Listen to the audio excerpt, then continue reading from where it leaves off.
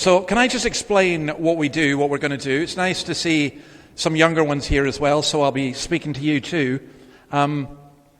We've called this, we're thinking about the church, and the Bible calls the church the bride of Christ.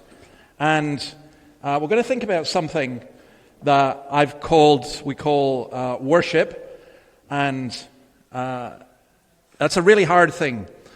So what I want to do, it's hard because people have different understandings of what we mean by that and what the Bible says. And in effect, we're talking about what we do in church. I realize, well, no, I won't say anything more than that just now. There's some questions up there, and I want you to start with those. And I want, it doesn't matter what age you are, the negative and the positive experiences. So sometimes I hear people say, well, church is really boring.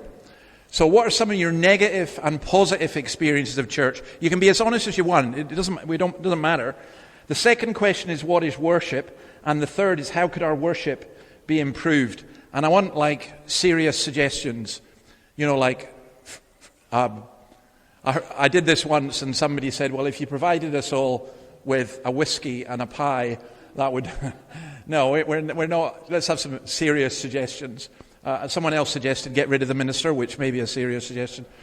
So those questions, some of the different experiences, positive and negative. And I think all of us have had positive and negative things. Just to give you one personal example, I was one time in a church, and I thought, my goodness, if this is Christianity, I'm out of here. And then I'm not a person who keeps quiet, and I just thought, I can't risk this. I've either got to get up and walk out, or I'm going to have to stand up and shout at the minister or something, or challenge it. So I got up and walked out. It was so bad. But there are other times that I've been in church. I've gone and I've been really down and really discouraged, and I can't be bothered with anything. And suddenly you just go, wow, this has really lifted me and changed things a lot. So that's what we're going to do first. We're actually going to begin with discussion. You'll have an opportunity to prepare some questions and stuff later. But just discuss those questions among yourselves for about 15 minutes. I want to, we'll have some questions at the end. I want to show you a video, and I want to just say some things that may help with the questions. But I also want to say this, that I was asked a question last week, which is a great question. So I wanted to, and you can send me questions anytime you like. And I've heard this one quite a lot, and I know for some Christians this seems a ridiculous question and a blasphemous one, but actually for a lot of people it does make sense. So what kind of God would want us to worship him? If I said to you, look, I want you all to realize how great I am, and I want you to tell me how great I am, and you'd say, well, that guy's crazy for two reasons. One, he's not great, and two, even if he was, he doesn't need us to tell him. He's obviously got a big enough head to have worked it out for himself. And so the idea is given of somehow God being this vain, conceited person who gets his validation from people bowing down before him. Now, the only example I could give was this. I was back home in my home country, Scotland, for my mother's funeral this week. But I was reminded of an incident. I have 3 brothers and 1 sister.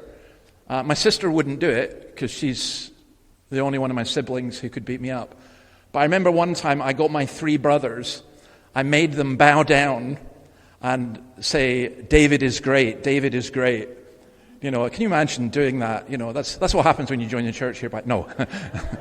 But, you think, what kind of, and I was bigger than them. And so therefore you have to do it. Now behind that question is, I think, that implication. This is what God is. I want to reverse that a little bit. Imagine you are, and I can't imagine this, but imagine you are a brilliant musician, a violinist or something, and you go and you play in a concert, and you finish, and everyone just goes, yeah, right, let's go. If people stand and give you a standing ovation and applaud, is it vain of you to enjoy that? I don't think so at all. They're applauding something beautiful that you have done. And I've mentioned this before, but in Darwin, there's a beach that tourists go to, and when the sun goes down, they all clap. And I'm so desperate to go there and ask them all, who are you clapping? But that's the point. The point about worshiping God is he's worthy of worship. He doesn't need us to worship him. In Acts 17, Paul says God doesn't need any of us. He doesn't need us. But it's our privilege because that's how we were made.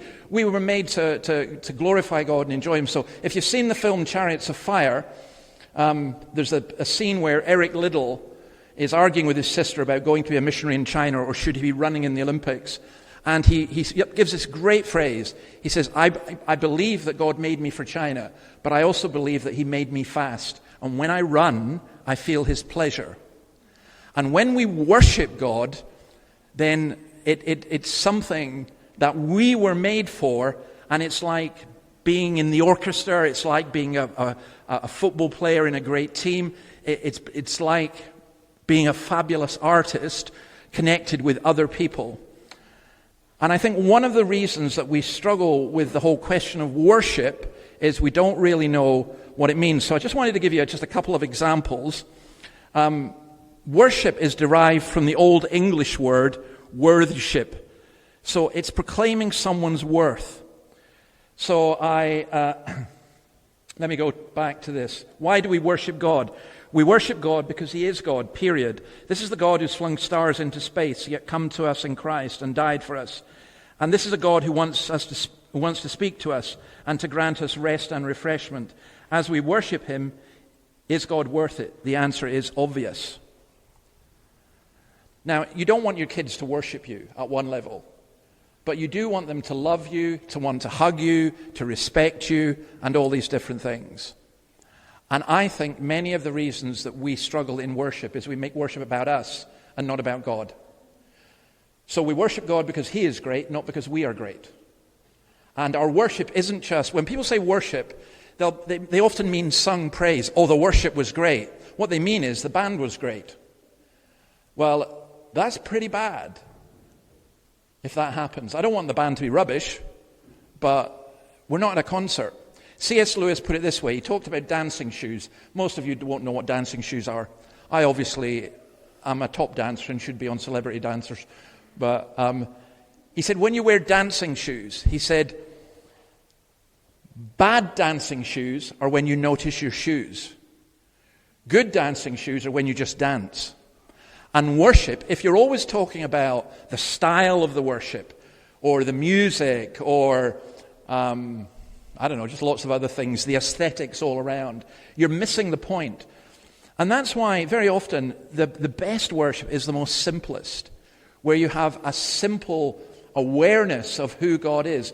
I think sometimes we add lots of things onto worship, try to make it better, but in doing that we detract from the glory of God. So I remember I used to belong to a church that we didn't have any musical instruments. We sang what they called a cappella, and we sang the Psalms. And sometimes it was good, and sometimes it was awful. When it was good, it was really good, and when it was awful, it was really awful, because we had no instruments to hide behind.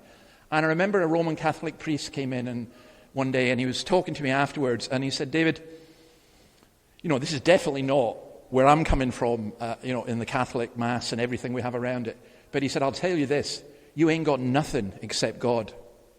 And I thought, well, that's not a bad idea, actually.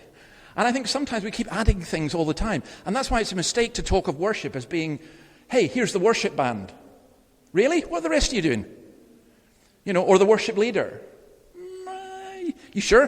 Where do you find that in the New Testament? So I think it's how our worth, or rather God's worth. I think also how serious we are about our faith. I think most of us regards worship as an incidental, whereas I honestly believe this. I believe that the Bible teaches that the most important thing we can ever do is worship God. We are made to glorify God and enjoy him forever. And I suspect that lots of us have turned worship into a service that we go to, and to be honest, sometimes we're glad it's over. As a preacher, sometimes I stand up and there are people there, and they might as well be folding their arms and wearing a big sign above their head saying, go on, entertain us, keep us awake. Let's see what you can do today. Whereas instead, you can tell a difference. So I remember going to a church, and I said to the woman, the minister's wife actually, how many people do you have in your church? And I knew it was about 100, but she said, we have 40 praying people. And I thought, wow, that is just a brilliant definition. 40 people who are praying. And I think that what we need to do when we talk about worship is we need to take this much, much, much more seriously than we do. This is the worship of God. And when we gather together, it's something that is really important. And I'm going to go through some of the elements in a minute. But let's see if I've got this. I don't think I do have this. No, that's the elements. I'll leave it there. How we worship God. People say, so most Christians think this: as long as we worship the God of the Bible, it doesn't matter how we worship. So you have different churches, and even within churches, you'll have different services. There are churches that have an 8 o'clock service, which is very traditional for old people. And then at 10 o'clock, you have the family service for children, because we don't want the children to disturb the older people, and the younger people can't be bothered because they used to be children 5 years ago, and they just can't stand kids. And then maybe at 6 o'clock, you'll have the young person service, and that has more lights and more noise, and so we do it that way. And I just think that biblically, that's such a nonsense, and it does so much harm to the community. And the reason I love seeing children come and be part of a church service and everything is they're learning how to worship God, and they're doing it as part of a family. And I think that very often what we do is we divide the family up because we've made it about us, not about God. And there's so much that's important in that. I mean, I do think that preaching is really important, but preaching isn't everything. The whole thing together is important. We are a community of God's people who are worshiping Him together. And that's what really matters. So I'm going to show you this video.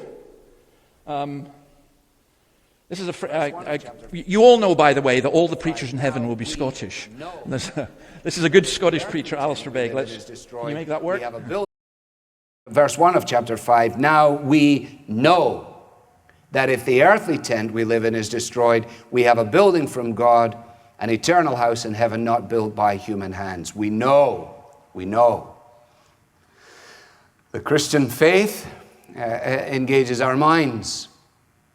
This is something that we have to keep reminding ourselves of so that we don't allow our minds to fossilize and that we continue to be sharpened and to make progress. I was at a church in California just a few weeks ago now, back in August, I think it was, time flies, and I went there. I had a Sunday free, and I was staying with friends, and I went down to the church, and I was excited because I get to go now, and I don't have to do anything at all except do whatever they tell me to do. And so I sat there, and I waited for it to begin. And it was quite fascinating, actually. They had big screens, and they had a clock on the screens, and when I got in, it said 5 minutes, and I'd only been in about 2 seconds, and you won't be surprised, it said 4 minutes and 58 seconds. And then it counted down, and eventually when it counted down, 10, 9, 8, 7, 6, and just right on the moment of time, the band began, and I was waiting for David Letterman at that point. Anybody, I didn't know what was going to happen next. And then eventually the band did what it did, and then the person who was to lead the praise, his opening gambit was this: hey, how do y'all feel this morning? Well, that was enough for me. I was ready. We could have had the benediction right there. That was so good. I thought, what kind of New Testament question is that? How do you all feel this morning? If I told you how I feel, especially in light of the last 5 minutes, you would question whether I was even a Christian at all. So don't ask me that question. Ask me what I know. Ask me what I know. Don't ask me what I feel about myself. Ask me what I know about God. Ask me what I know about His Word. Ask me what I know to be a verity that can deal with my soul. That's what I need. Don't make me sing songs about how I feel. Don't. The silly, repetitive songs again and again. I just want to praise you, lift my hands and say I love you. You are everything to me. Goodness, at 8:30 on a Sunday morning, I'm barely ambulatory. I can't start there. And you want me to say that? I just kicked the dog, and I don't even have a dog. I got argued with someone because they took my parking space. I never had spilled my coffee. I didn't read my Bible. I'm a miserable wretch. And now you want me to start here. How do you feel? I feel rotten. That's how I feel. What do you got for me? The answer, nothing. I got nothing for you. That's why you have to get yourself under the control of the Scriptures. That's why it is what we know, the verities of the Scriptures, which then fuel our hearts and our emotions and lead us on. Hence, praise my soul, the King of heaven. To his feet thy tribute bring. Ransomed, healed, restored, forgiven. Who like thee his praise should sing? Okay, now we've got something to sing about. For we've been reminded of truth.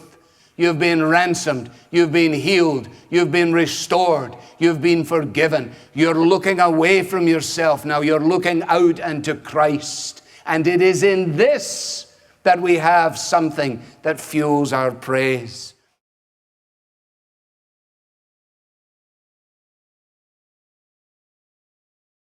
Okay.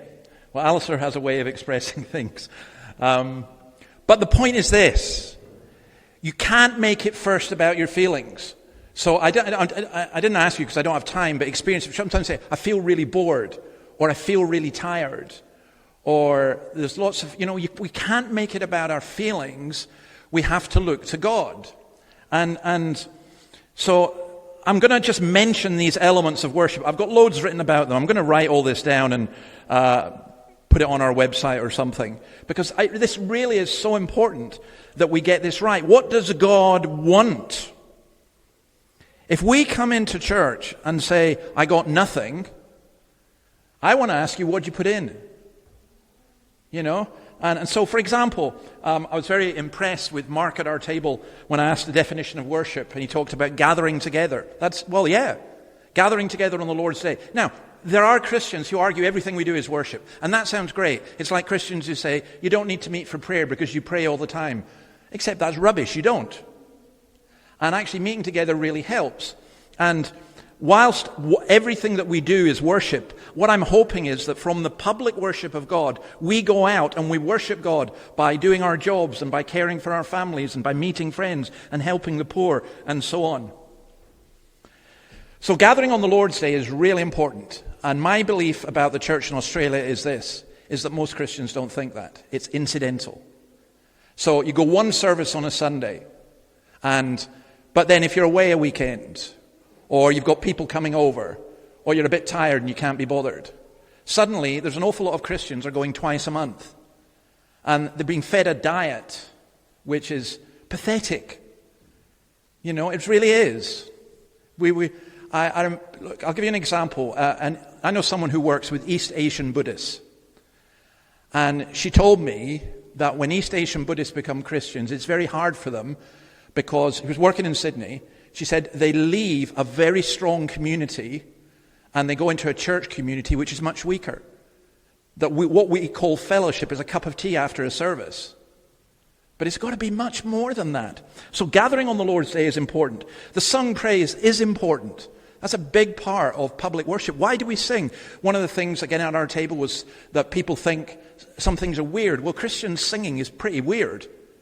Especially some of the songs that we sing. I remember doing a mission in St. Andrews University, and one of the songs was one of these ridiculous ones. Basically, Jesus, you are my boyfriend, and I want to love you and hug you and so on. And the row in front of me was the St. Andrews rugby squad, standing like this, big boys with and you're asking them to sing about hugging a man and loving this man. It didn't make any sense. And our sung praise is vital. And we have to make sure that it isn't a concert, but that what we do brings glory to God. And sometimes, I remember hearing a minister, we were singing, and in the middle of the song, he just stopped. He said, whoa, stop. And he wasn't this kind of guy. And he said, what are you people doing? We're praising God. You sound dreadful. I thought, well, after that, the congregation really listened. But it was true. It was really true. Public prayer is really important. And how we do it. And again, I'm going to write quite a lot of stuff about this. Because public prayer is not about me. When someone stands up and leads a congregation in prayer, it's not, I, Lord, this, and I, that, and I. No. It's we glorify God, we together. And there's something really, and public prayer isn't like a wish list of things that we would like.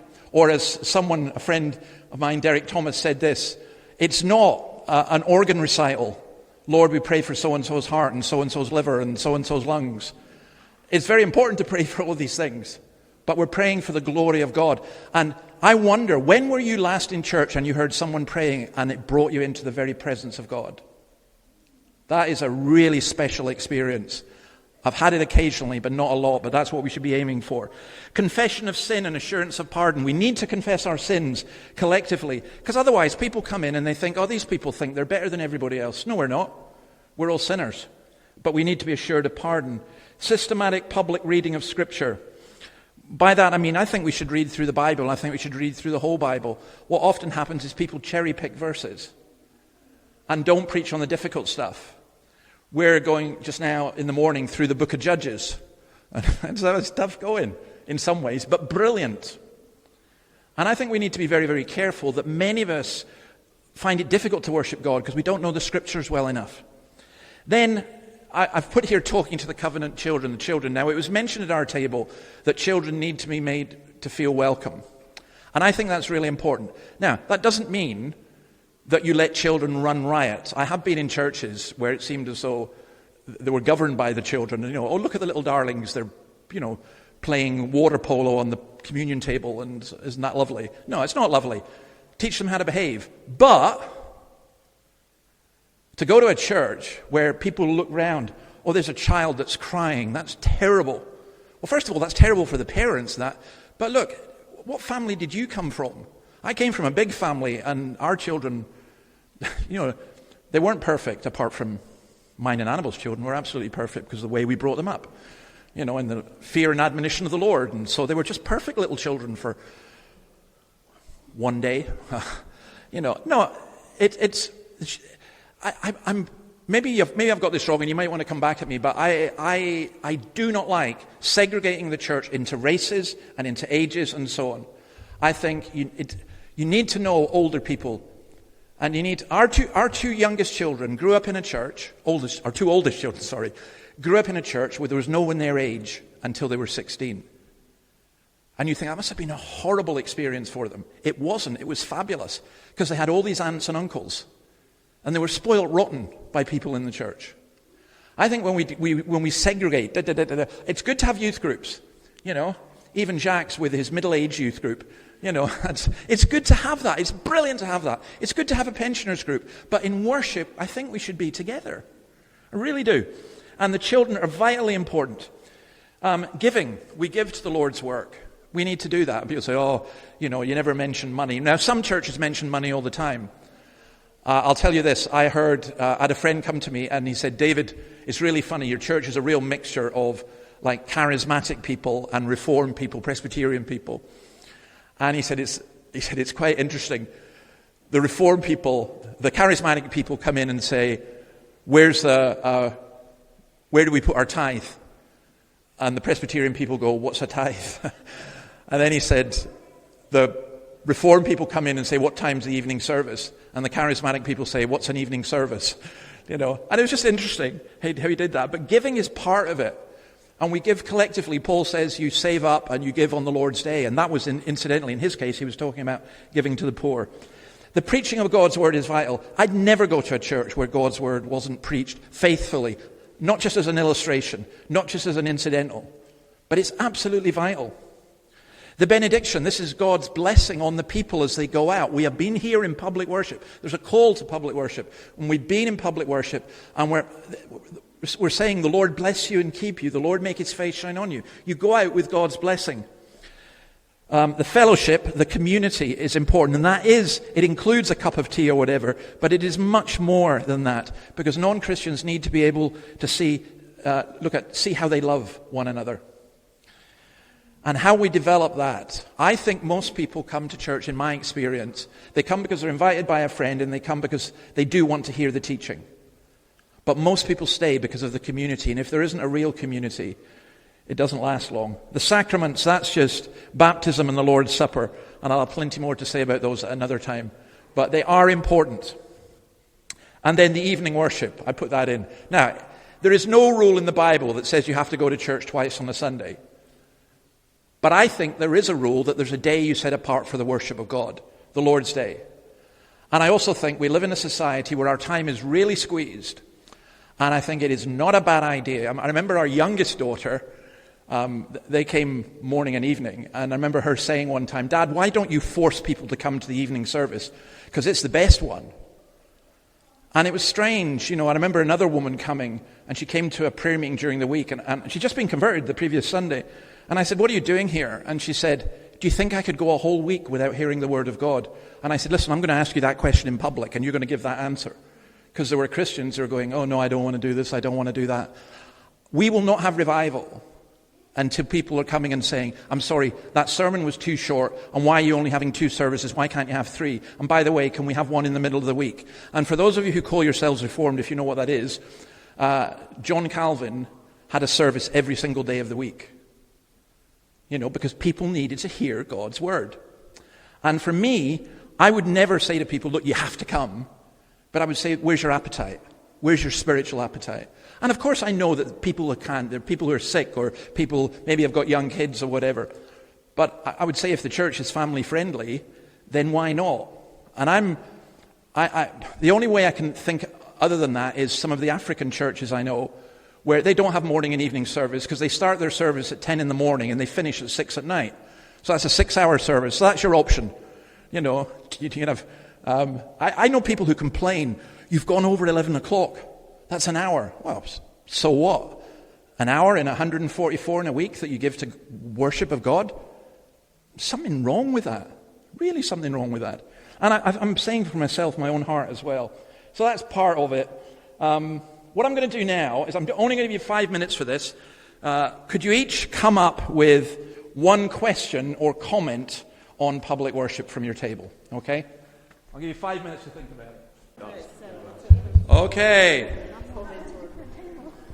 Look, I know there's always lots to discuss. You know what one of my dreams is? One of my dreams is that when we do a service here in the morning or we do this at night, that people get so wound up that they say, "Right, we're not stopping." But not that the service continues forever, but just head to a cafe. And I want every single cafe in Beaumont Street filled with Christians, or non-Christians actually, going out from this church and discussing what God has to say, which would be lovely. But we'll start with this table. Question or comment? It's Callum.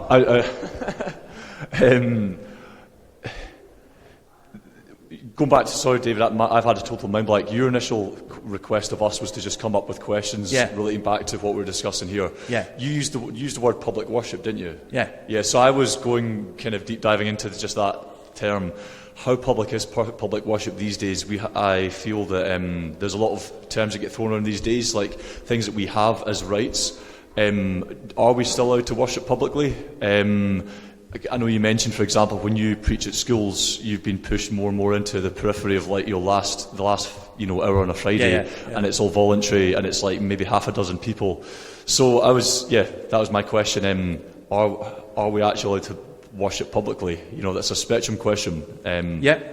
So the answer is we do. We do worship publicly.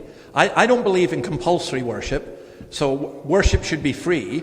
So we worship publicly in this building, and anyone's welcome.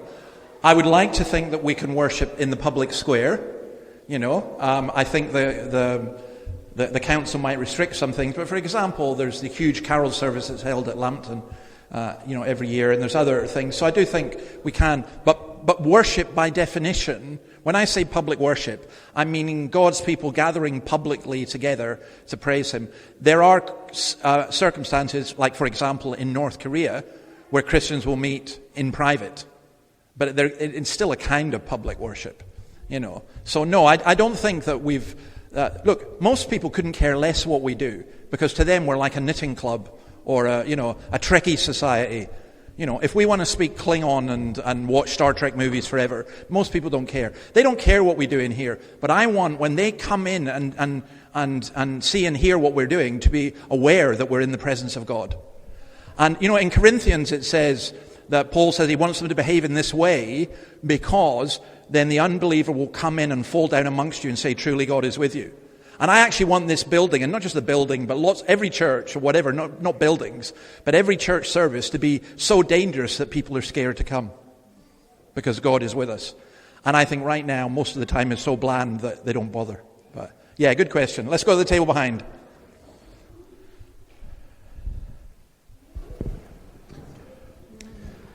The question that we came up with was with public worship, does it have to be in a formal setting or can it happen organically? Like say, for example, you're at work and you come together with like-minded people to worship God. Yeah. Okay, so that's a really good question again. And the answer I would say, I think of a friend, or in my previous church, a young man who came and said, I have friends around at my house. Can we have communion with opal fruits and orange juice? You know, just me and my friends. And I said, no, I don't care about the opal fruits or the orange juice, but it's the whole church that has communion, not separate groups. I think at work, it would be a context in which, yeah, you can pray together and you know, if your work let you sing, fine. You know, you can do that. But what I would say is, again, that's an exclusive group because it's only people at your own work. So I would call that more public witness. You know, but I would also say that there's other kinds of worship. So, for example, family worship, which is a big thing that is missing, that I think Christian parents should read and pray with their kids and with each other, actually, Christian couples with each other every day. I think if you don't have family worship, how can you have public worship if you can't worship God in your own family? And I think when people come round to your house and you do something strange like say grace, especially if it's that weird American thing of holding hands, you know, which, you know, it's an Australian thing too, okay. It's a weird American-Australian thing of holding hands while you... I've actually got to overcome my dislike of touching other people's hands, you know, but you have to be aware of people like me.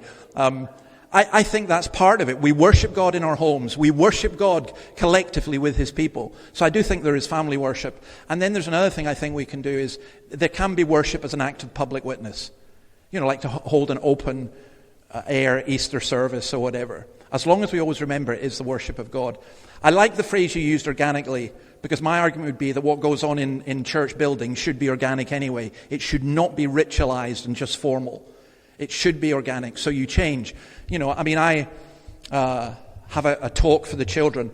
And, you know, when I came here, there were no children. But I went every Sunday with a talk prepared to some degree in case a child came in. You know, and then a child did come in. And then Noah was there, and Esther, and, you know, and we do that. And there's an organic thing. If this once happened, 30 skinheads came into the church, and, you know, you change things, you adapt things according to the people who are there. Of course. So I like the word organic. I think that's a good way of putting it. Right, let's hand it over to the slot.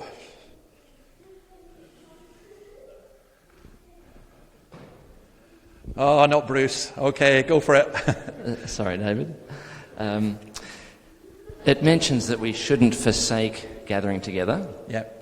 And what you mentioned, family worship, yeah, etc., worshipping every day. The question we had from our table was, is there a distinct aspect to worship when we gather on the Lord's Day? Yes. There is, because first of all, most Christians today don't believe in the Lord's Day. I do. I think the fourth commandment still applies. I think we have 6 days to labor and do all our work, and we have 1 day that we should set aside for God. If we each choose our own day, then it gets really messed up. So I just think, no, this day is God's day. That's what we... Now, you can be legalistic about it, and it can be really wrong. But the other thing is, if you want a church to have a variety of people, including different ages, different ethnicities, you know, different cultures, different classes of society, then if everyone knows this is what we do at this time on this day of the week, that is open and available for everybody. That's one of my reasons for having 2 services, because some people work shift work. They can't come in the morning, or they've got other things, so you can have, you know, something that way. So I think there's something very special about gathering on the Lord's Day. I think during revival we'd probably gather every single day, because we'd be so excited, but we don't live in times of revival, and when a revival comes, it doesn't last all that long, usually, otherwise we'd be in heaven, you know. But I think it's mandatory on Christians to, as far as possible, worship God on the Lord's Day. And I think you're such a blessing to his people if you do that with them. So let's come onto this table.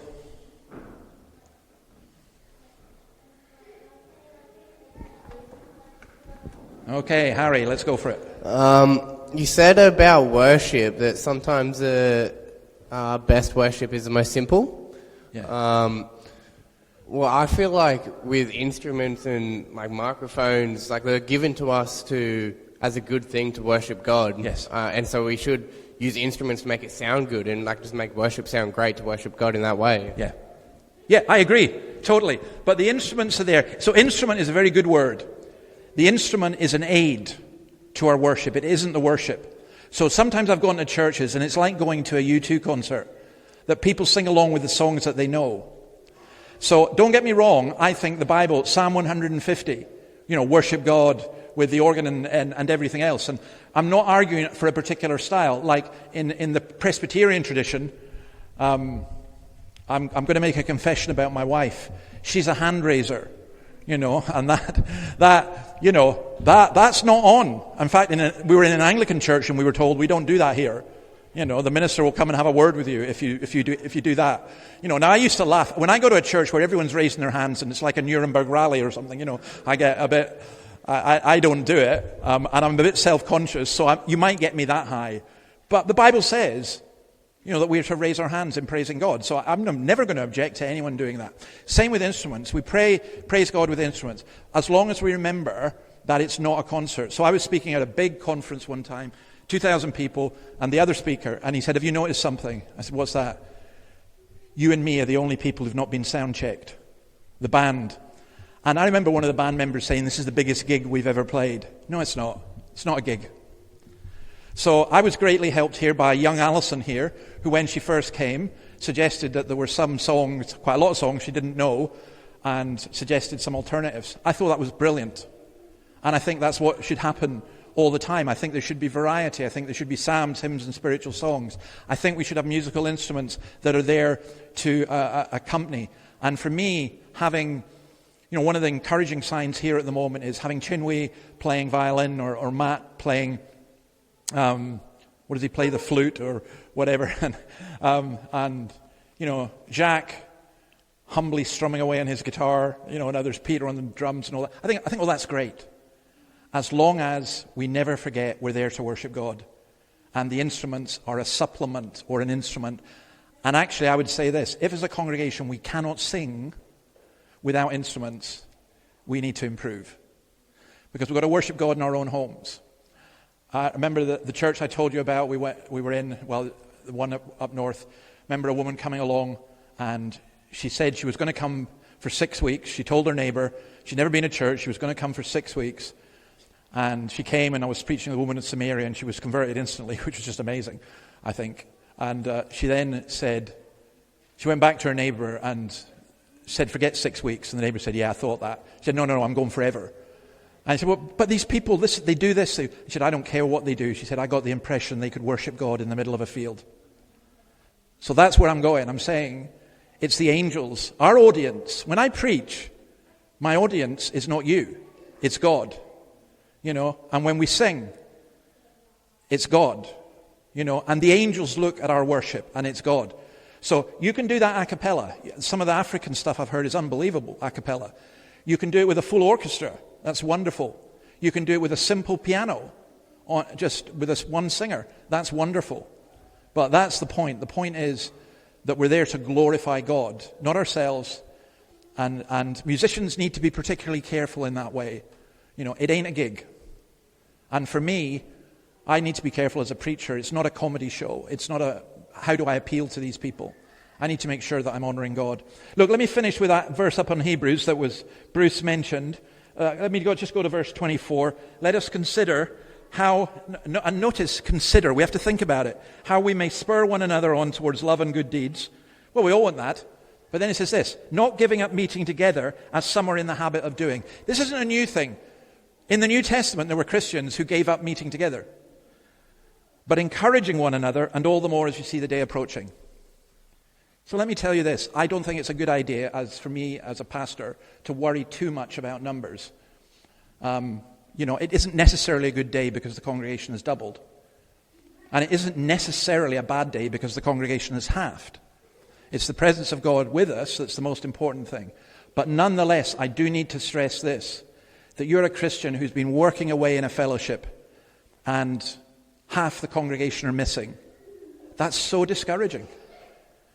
And you go along, you don't realize this, but every time you come, it's not because you're filling a pew, it's because you're part of a body. And I would put it this way.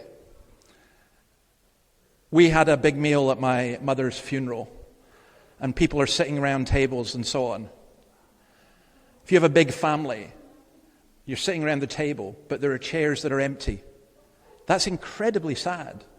And I think that's what a church fellowship should be like. That when someone doesn't come, you notice they're not there, not because you want to chase them up and nag them and everything, but because they're part of the fellowship, they're part of the body, and you wonder, are they ill?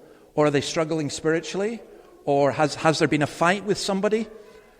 And I think we need to have that depth of fellowship in our churches, and I would suggest that we just don't. We don't. I think we play at church. I think it's really shallow, and I'm very conscious of that myself as well. So that's why I'm saying encourage one another, and all the more as you see the day approaching. It is a wonderful thing. So public worship, that's what we've looked at. We've only skimmed it. I'll write some more stuff on it. Next week, we're going to engage in that because we're going to have what I'm calling Psalm Praise. We're actually going to do that through in the church. And I'll give you an example. We're going to look through just the songs of the Bible and sing some of them. And if singing is weird for you, come along and listen to other people sing, and then you'll discover how wonderful it is. All right, let me pray. Thank you, Lord, for the fact that you are worthy of our worship, and enable us to realize that this is our purpose and our focus. And may that be true for every one of us in your name. Amen.